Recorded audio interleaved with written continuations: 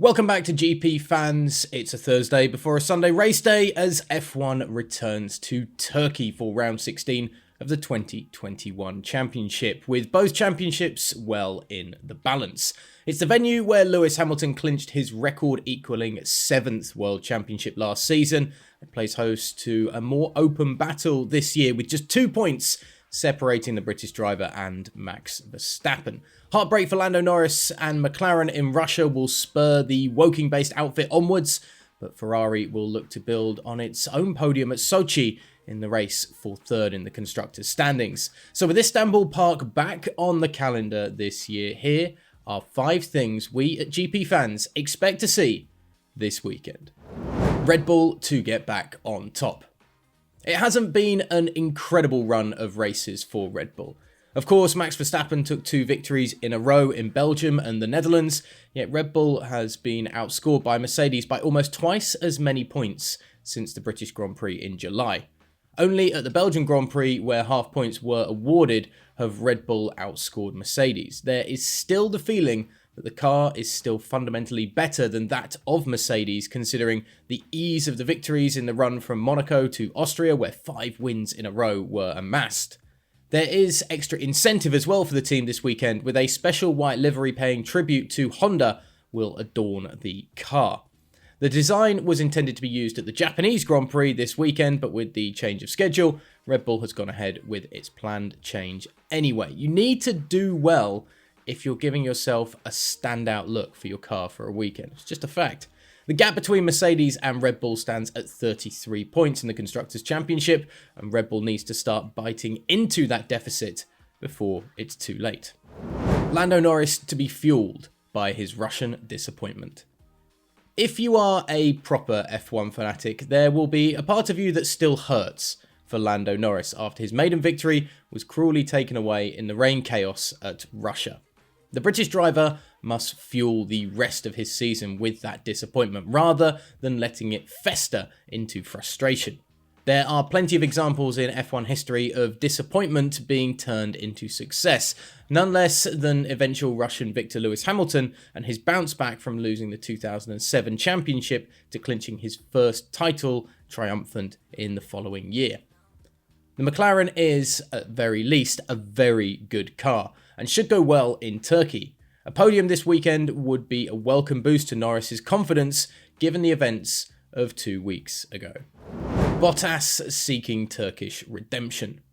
Sunday at last year's Turkish Grand Prix was arguably Valtteri Bottas's most difficult day in his F1 career. Needing a miracle result to extend the championship fight with teammate Lewis Hamilton in the first place, some 6 spins during a miserable Grand Prix rather set the mood for the next 12 months or so at Mercedes. With his time with the Silver Arrows coming to an end, a superb performance in Italy proved the Finn still possesses the raw speed to fight at the front despite conditions conspiring against him after a flying Friday in Russia. There is plenty to suggest that Bottas should be able to make up for last year's difficulties. With Hamilton and Verstappen in such a tight tussle, Bottas has to aim for second if his teammate is leading. At the very least, he has to be ahead of Sergio Perez. That, as far as Toto Wolff is concerned, will be success. Pierre Gasly to put pain behind him. One of the standout performers of the season so far, Pierre Gasly has endured a troubled few races of late. The Frenchman crashed out of the sprint at Monza before retiring early on with another no score following in Russia. A 6-point deficit to Alpine in the race for 5th in the Constructors' title has now widened to 19 points. And with its own tribute to Honda adorning the AlphaTauri this weekend, now is as good a time as any to rediscover that form. The track should suit the AT02, with plenty of high-speed sections to utilise the power of the Honda engine, but qualifying in the congested midfield may prove to be the key for any sort of a successful weekend. Gasly could, and perhaps should, find himself back in the top 6 come Sunday. No more ice rinks for F1 cars.